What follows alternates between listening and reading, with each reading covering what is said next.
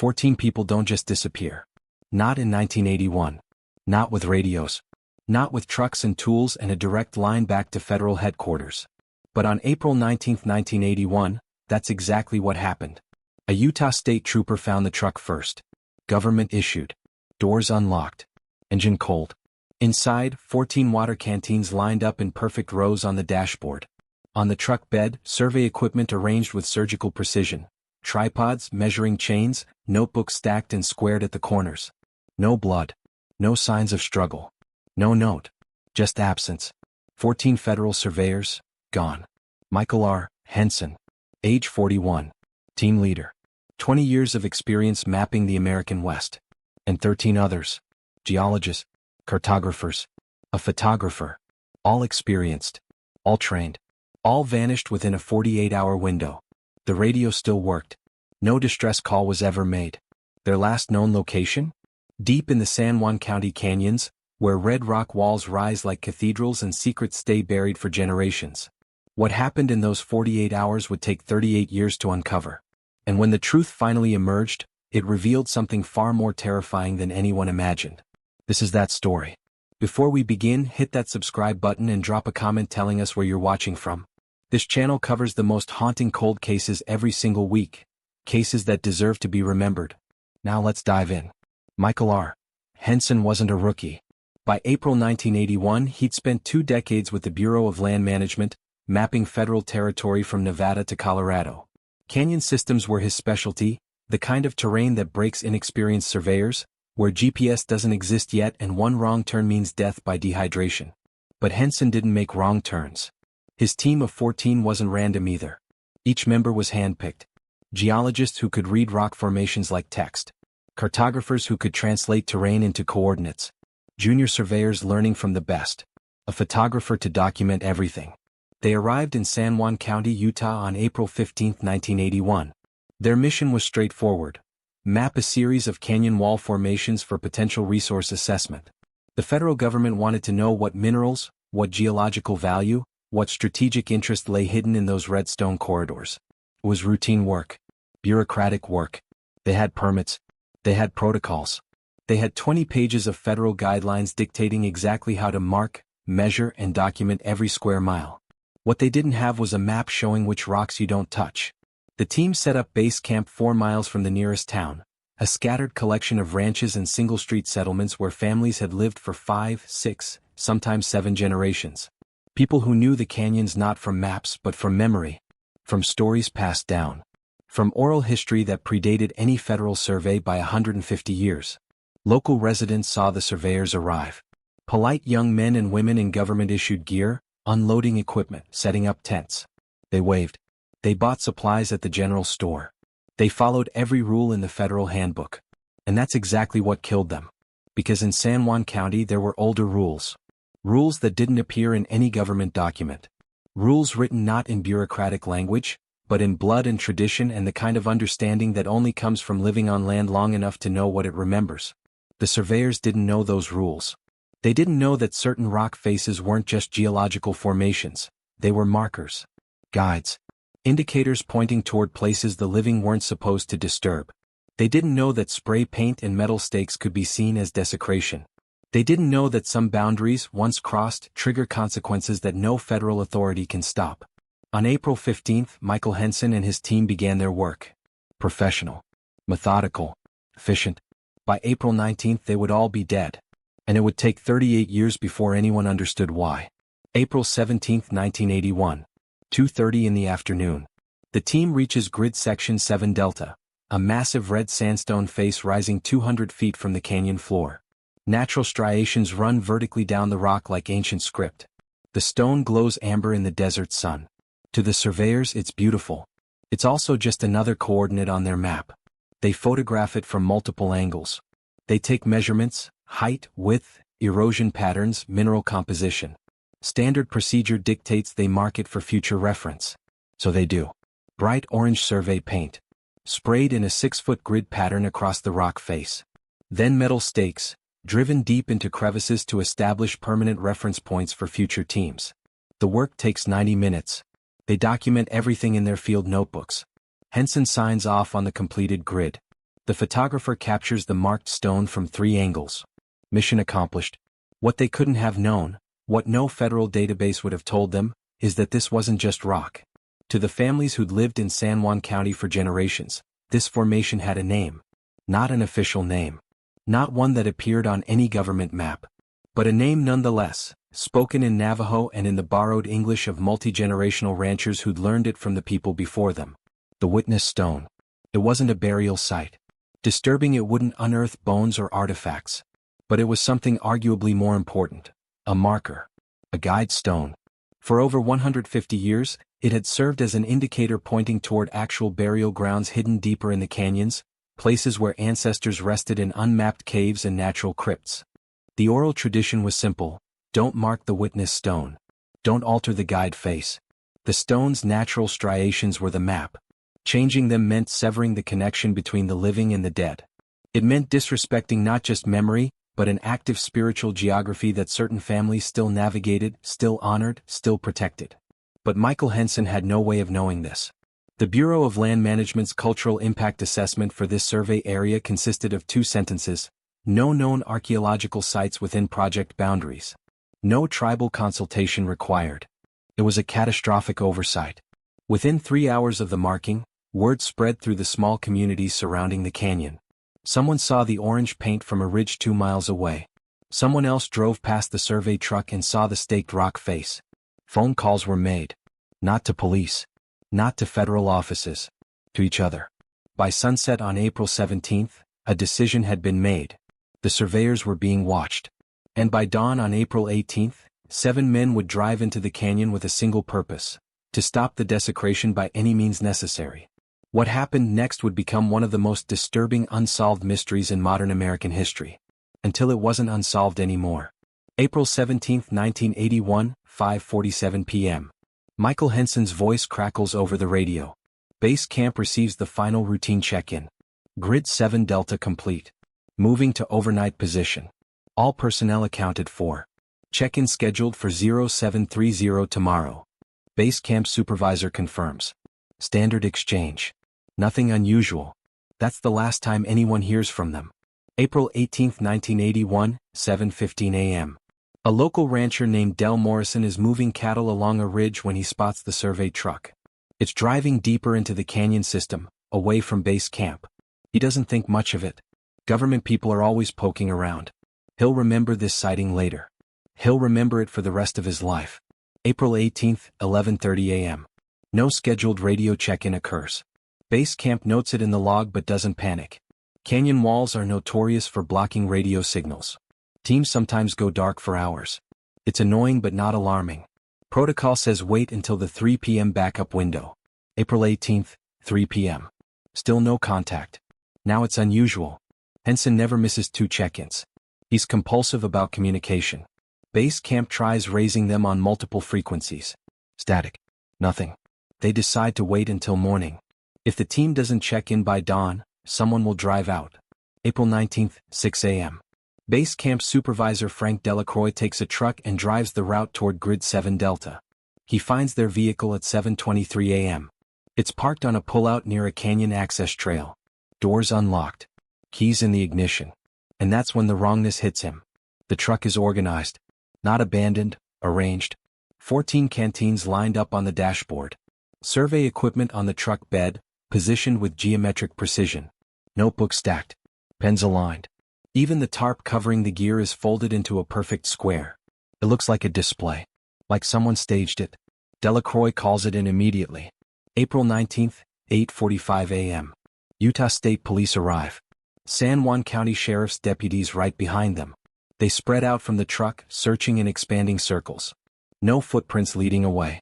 Not 14 sets. Not even one. The ground is hard-packed desert caliche, not ideal for tracks but not impossible either. There should be something. There's nothing. April 19, 12 p.m. Search radius expands to 5 square miles. Helicopters are called in from a nearby airbase. Volunteers from town join the effort. By early afternoon, over 60 people are combing the canyons. They find survey equipment. Tripods still standing where they were set up. Notebooks lying open, pages fluttering in the wind. The last entry in Henson's log reads, Grid 7D complete. Excellent visibility. Moving to 8A. That's it. No indication of distress. No sign of what came next. April 19th, 6 p.m. As the sun sets, the search teams regroup. 14 people are gone. No bodies. No blood. No disturbed ground. No animal tracks. No evidence of a struggle. It's as if they walked into the canyon and the canyon swallowed them whole. One state trooper, a veteran of search and rescue operations, tells the sheriff, "I've seen people disappear in the desert. But not like this. The desert doesn't hide people this clean." The sheriff has no answer. By nightfall, the search becomes a vigil. Floodlights are set up near the truck. Teams rotate through the night, calling names into the darkness. No one answers. By April 20th, the FBI is involved. By April 21st, the story hits national news. And by April 30th, the terrible truth settles in. This isn't a rescue operation anymore. It's a recovery mission. Except there's nothing to recover. The San Juan County Sheriff's Department had never handled anything like this. Missing hikers? Sure. The occasional rancher who wandered too far? Absolutely. But 14 federal employees vanishing simultaneously without a single trace? That wasn't in anyone's playbook. Within 24 hours, the FBI descended. Special agents from Salt Lake City, Phoenix, and Albuquerque. They brought cadaver dogs, forensic teams, and a helicopter with thermal imaging, cutting-edge technology in 1981. The search swelled to over 100 people. Local law enforcement, federal agents, BLM officials scrambling to understand how they lost an entire team. Even military personnel from a nearby base volunteered. They grid the canyon into sections. Every crevice, every cave, every overhang and wash and blind turn. Nothing. The dogs picked up scent trails near the truck, but they dispersed in multiple directions and dead-ended within a quarter mile. Like the surveyors had simply evaporated. Theories exploded in the investigation tent like fireworks. Theory 1: they got lost. Impossible. Henson had 20 years of experience. His team had compasses, maps, and radio equipment. You don't get that lost. Theory 2: flash flood. No rain in the area for 3 weeks. No water damage on the equipment. No bodies swept into downstream catchments. Theory 3: accident. Where? 14 people don't fall into the same crevasse. And if they did, where's the disturbed earth? Where's the evidence of panic? Theory 4: animal attack. By what? A pack of wolves? There were no wolves in southern Utah. Mountain lions don't take down 14 adults.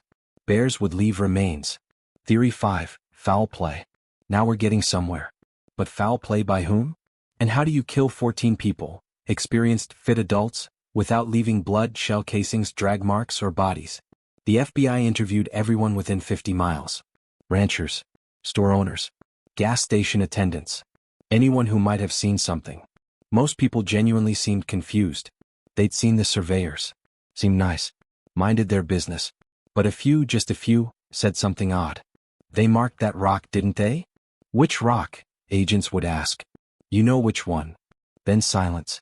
Press them further and you'd get shrugs. Old stories. Doesn't matter now. One elderly rancher told an FBI agent, they shouldn't have touched that stone. Bad luck.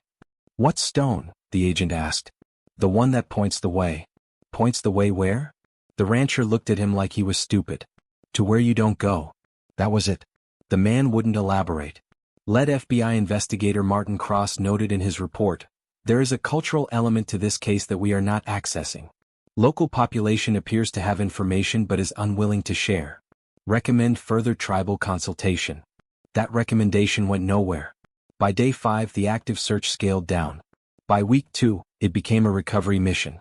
By month 3, the case was effectively cold. The FBI kept it open. Files remained active. Agents checked in periodically. But leads dried up. Without bodies, without evidence, without even a working theory that held water, there was nowhere to go. In June 1983, just over 2 years after the disappearance, the case was officially closed. Final determination: lost in terrain. Presumed deceased. 14 death certificates issued. 14 families shattered. 0 answers. The silence wasn't confused. That's what bothered investigators most. When you interview people after a tragedy, a real accident, a genuine mystery, you get chaos. Conflicting stories. Panicked speculation.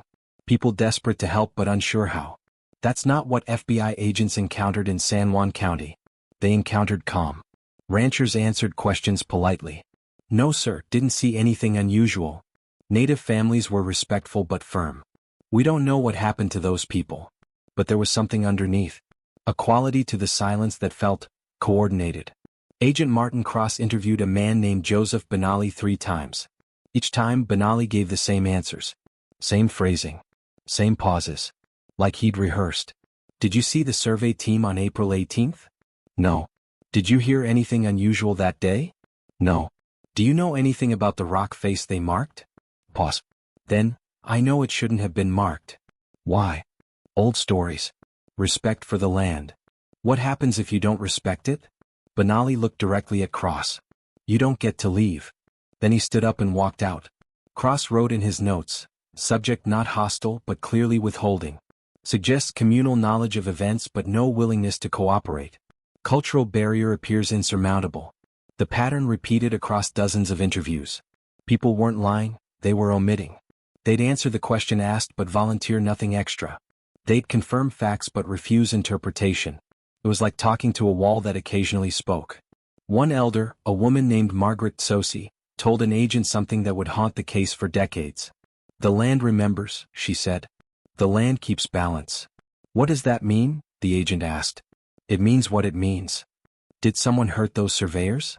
She looked at him with something close to pity. You think in laws. We think in consequences. It's not the same thing. So someone did hurt them. I didn't say that. Then what are you saying? She stood to leave, then paused at the door. Some places have rules older than your government.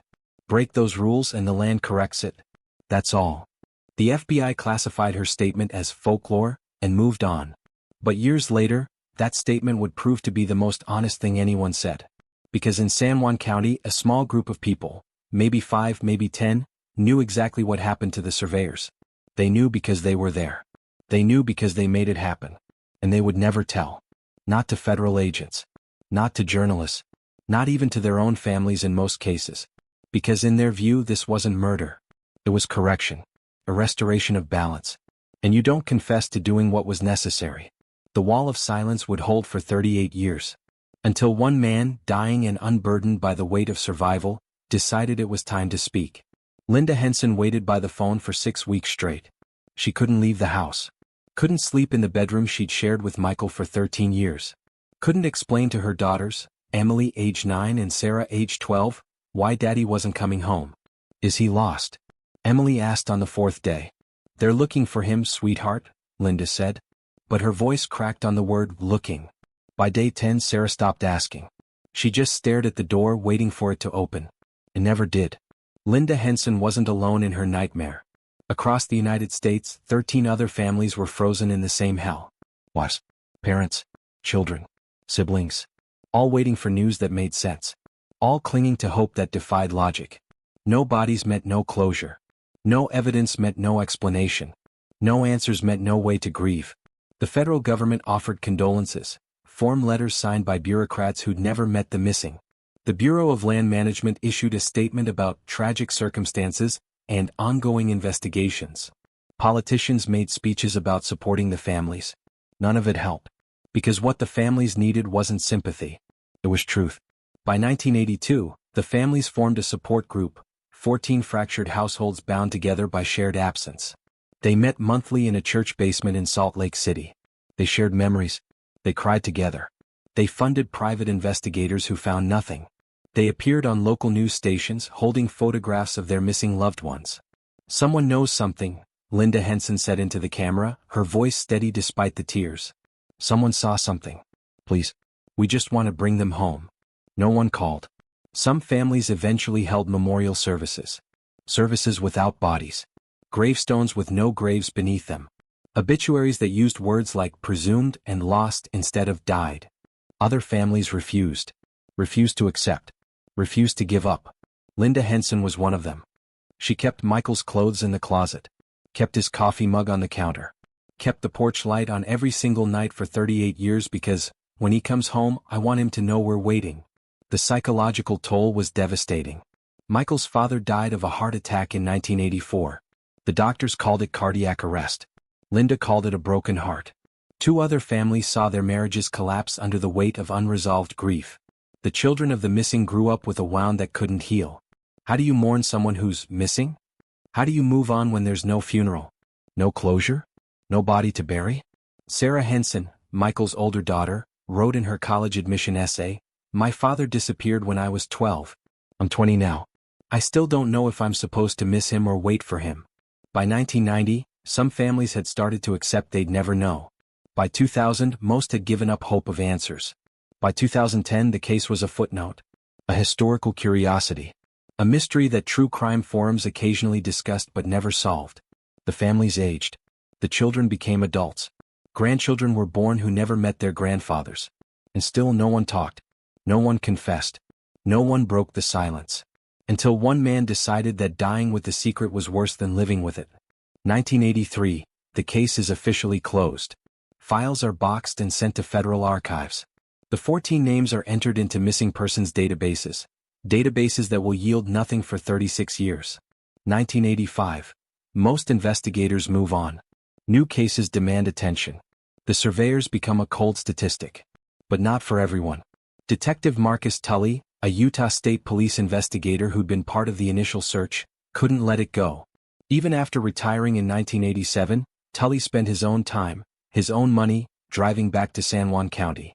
Every year. Sometimes twice a year. He'd re-interview locals. Most wouldn't talk to him anymore. Some pretended not to remember. Others told him outright, "Let it rest, detective." But Tully couldn't. His wife begged him to stop. "It's eating you alive, Marcus." 14 people, he'd say. 14 people don't just vanish. Someone knows. Someone always knows. He filled notebooks with theories. He drew maps. He cataloged every interview, every rumor, every whispered hint. His home office became a shrine to the case. Photographs of the victims covered one wall. Maps of the canyon covered another. Red string connected possible witnesses to locations to timelines. His daughter, Rachel, remembered walking past that room as a teenager and feeling afraid of it. It was like the case lived in there. Like it was haunting him. It was. 1995. Cold case databases go digital. The Henson case is entered into national systems. Automated cross-referencing might find connections human investigators missed. It finds nothing. 2000. The families hold a 20th anniversary memorial. Attendance is sparse. Some family members have died. Others have moved on. The story barely makes local news. 2005. A documentary filmmaker tries to investigate. He travels to San Juan County with cameras and questions. Locals refuse to participate. He leaves empty-handed. 2008. Marcus Tully, now 71, drives to the canyon one last time. He parks where the truck was found. He walks the terrain. He sits on a rock and cries. He knows he'll never solve it. 2011. Tully dies of complications from diabetes. His last words to his daughter, "Someone knows what happened to those people. Promise me you won't let everyone forget." Rachel promises. She inherits boxes of his notes. Decades of obsession packed into cardboard and grief. She doesn't know what to do with them. 2010 to 2018. The case exists only on internet forums. True crime enthusiasts debate theories. Some think it was a serial killer. Others believe it was government conspiracy. A few suggest the supernatural. No one guesses the truth. Because the truth is simpler and darker than any theory. The truth is 7 men with guns and a sense of righteousness. And one of them, in 2019, finally decides to tell it. November 14, 2019. Flagstaff Medical Center. Hospice ward. Thomas Whitehorse lies in a hospital bed, tethered to morphine drips and oxygen tubes. Pancreatic cancer has ravaged him. He weighs 110 pounds. His skin is the color of old paper. He's 81 years old. He has days, maybe hours left. His granddaughter, Maria, sits beside him. She's been reading to him, passages from a Navajo prayer book, stories from his childhood. Anything to ease the end. Then Whitehorse opens his eyes and says something that changes everything. "I need to talk to the FBI." Maria thinks he's confused. Hallucinating. "Grandpa, it's okay. You should rest." "No." His voice is weak but clear. "I need to tell them what we did. Before I go. I need to tell them about the surveyors." Maria freezes. "What surveyors?" "The ones we killed in 81. The room goes silent except for the beep of monitors. Maria calls a nurse. The nurse calls the hospital social worker. The social worker calls local police. Local police call the FBI field office in Phoenix. 2 agents arrive within 4 hours, Special Agent Jennifer Cross and Special Agent David Salazar. They expect nothing. Deathbed confessions are usually nonsense, guilt-ridden ramblings, confused memories, attempts to settle imagined scores. But when Whitehorse starts talking, they realize this is different. He remembers everything. April 17, 1981, Whitehorse begins, his voice barely above a whisper. We saw what they did to the witness stone. Orange paint. Metal stakes. We knew it meant trouble. He names the 7 men who were there. 6 are already dead. Only one, Samuel Roan, is still alive, living in New Mexico. We didn't plan to kill anyone, Whitehorse says. We just wanted to scare them. Make them leave. Make them understand they'd crossed a line. But confrontation turned to chaos. On the morning of April 18th, the 7 men drove into the canyon. They found the survey team at their work site. They had hunting rifles, not for killing, Whitehorse insists, but for intimidation. They told the surveyors to leave, to never come back. One surveyor, Whitehorse doesn't remember which, panicked. Reached into an equipment bag. One of the men thought it was a weapon. Someone fired. Then everyone fired. It was maybe 2 minutes, Whitehorse says, tears running down his face. 2 minutes and 14 people were dead. We didn't plan it. But we did it. The bodies were loaded into the surveyor's own truck. Driven deep into the canyon. Carried into a cave system that only locals knew.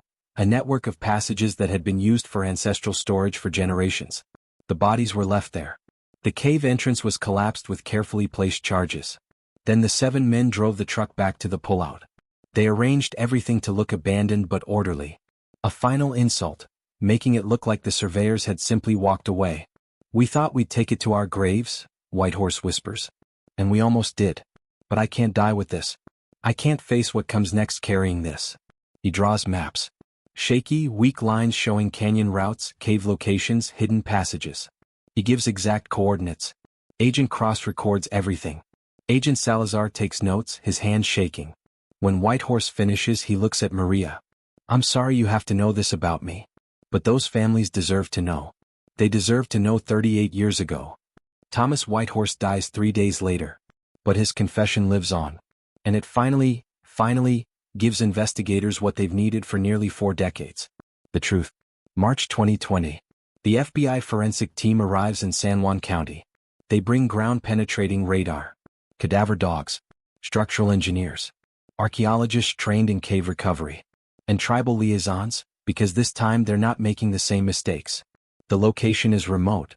3 miles from the nearest access road. Another 2 miles on foot through canyon corridors that twist like a labyrinth. Whitehorse's maps lead them to a rock face that looks like every other rock face. Until you know what to look for. Behind a collapsed section.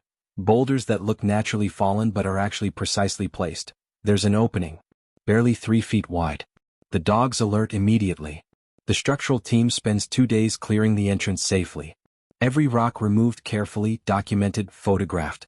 On March 18, 2020, almost exactly 39 years after the disappearance, 2 FBI agents and a forensic anthropologist crawl into the cave. What they find confirms Whitehorse's confession. 14 skeletons. Some still wearing survey gear, canvas vests, work boots with Bureau of Land Management tags. Scattered around them, field notebooks disintegrated by time, metal equipment corroded by decades of moisture, a camera with film still inside. Forensic analysis begins immediately. Cause of death, gunshot wounds to the head and torso. Blunt force trauma. Some victims were shot from behind, execution style. Others have defensive wounds on their arms, they tried to shield themselves. It's exactly as brutal as Whitehorse described. Dental records confirm identities within weeks. DNA testing, advanced far beyond 1981 technology, provides additional verification.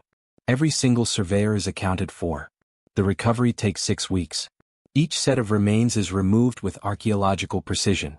Each artifact catalogued. Each piece of evidence preserved. Families are notified individually. FBI agents trained in victim services make phone calls, knock on doors, sit in living rooms they should have visited 39 years ago. Linda Henson is 82 now.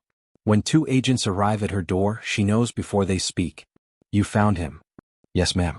We found him. She doesn't cry. She's cried enough for 2 lifetimes. "I knew he didn't just get lost," she says quietly. "I always knew someone did this to him." The other families react differently. Some sob with relief. Some rage at the decades stolen from them. Some simply nod, numb from grief that's had 39 years to calcify into acceptance. Funerals are finally held. Michael R. Henson is buried in Salt Lake City on June 14, 2020.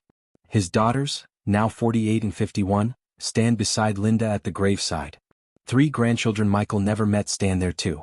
The tombstone reads, "Michael R. Henson 1940 to 1981 beloved husband, father, surveyor finally home." Across the country, 13 other gravestones appear. 13 other families finally have a place to visit. A place to lay flowers. A place to say goodbye. But closure doesn't equal justice. For that, there's still one more step. One man is still alive. And the FBI is coming for him. January 12, 2021. Albuquerque, New Mexico. Samuel Roan, age 79, is eating breakfast when 6 FBI agents knock on his door. He doesn't run. Doesn't resist. Doesn't even seem surprised. "I've been waiting for you," he says. He's arrested without incident. Charged with 14 counts of second-degree murder. New Mexico agrees to extradition to Utah, where the crimes occurred. The arrest makes national news. A cold case solved after 39 years. Mass murder finally answered. Families finally vindicated. But the case is anything but simple. Roan's defense attorney, Maria Sandoval, argues this wasn't premeditated murder, it was a spontaneous defense of sacred land that escalated beyond anyone's control. She brings in historians, anthropologists, tribal elders to testify about the significance of the witness stone. She argues cultural context. She argues that the surveyors, however unintentionally, committed an act of desecration that Roan and the others felt compelled to stop. This was not murder for profit, Sandoval tells the jury. This was not murder for pleasure. This was a desperate act by men who believed their ancestors' resting places were being violated. Prosecutors counter with cold facts. 14 unarmed people were executed. Shot in the back. Killed while begging for their lives, according to Whitehorse's confession. Then hidden in a cave for 39 years while their families suffered. Cultural significance doesn't justify murder, lead prosecutor James Kellerman argues. If Mr. Roan disagreed with federal policy, he had legal options. Protest. Lawsuits. Tribal consultation. He chose violence instead. The trial lasts 6 weeks. Witnesses include Linda Henson, now 83, who testifies about 39 years of not knowing, not healing, not sleeping. Sarah Henson, Michael's daughter, who describes growing up without a father and without answers. Forensic experts who detail the gunshot patterns, executions, not self-defense. FBI agents who describe finding the cave, finding the remains, finally giving families peace. Tribal historians who acknowledge the witness stone's significance but refuse to condone murder. And Samuel Roan himself. He takes the stand. He doesn't deny being there. Doesn't deny firing shots. Doesn't deny helping hide the bodies. But he shows no remorse. "We did what we had to do," Roan says, his voice steady. "That stone protected our people for generations. The federal government never cared. Never asked. Just sent in surveyors with paint and stakes like they owned everything. Did those 14 people deserve to die?" Kellerman asks. Roan pauses. Then, "They shouldn't have marked that stone." The courtroom erupts. Family members scream. The judge bangs the gavel. Security escorts 3 people out. The jury deliberates for 3 days.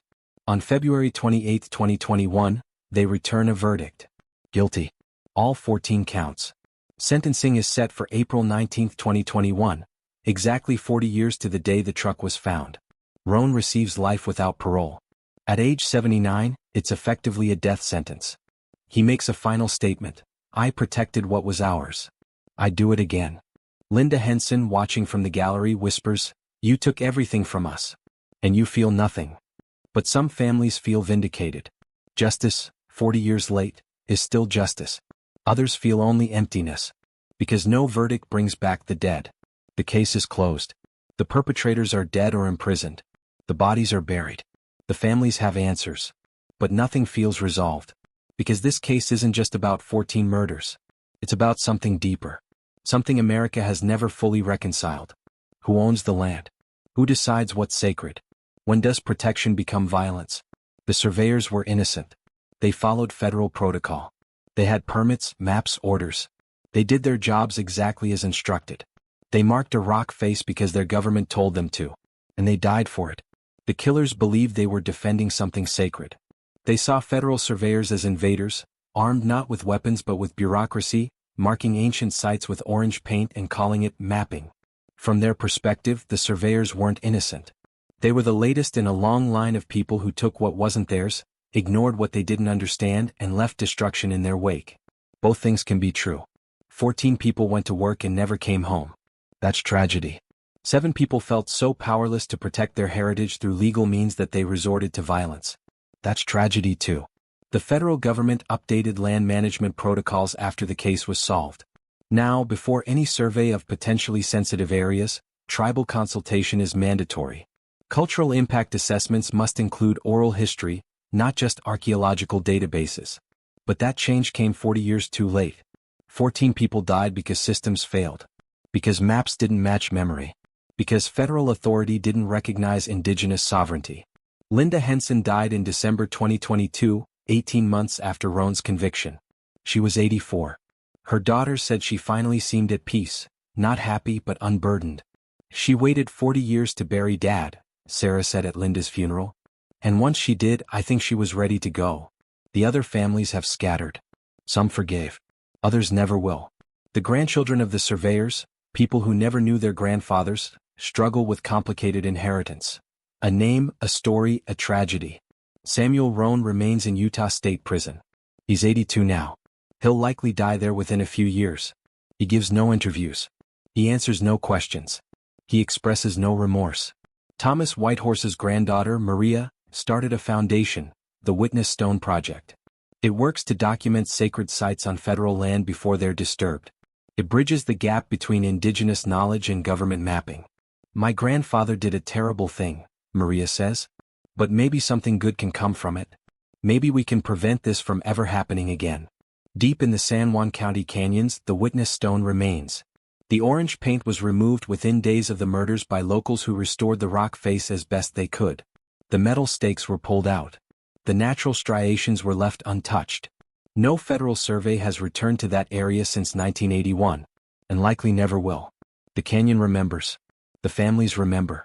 The community remembers. Some stories don't have clean endings. Some tragedies don't resolve into neat moral lessons. 14 people died because they didn't know which rock to avoid. 7 people killed because they believed some rules were older than law. And for 40 years, silence protected the truth until one dying man decided his soul mattered more than the secret. This case forces us to ask questions we'd rather avoid. When justice and retribution aren't the same thing, which one matters more? When bureaucracy collides with sacred tradition, who decides what's right? When violence is the only language that gets attention, can we ever call it wrong? There are no easy answers. Only 14 graves. And a canyon that keeps its secrets. Except this one.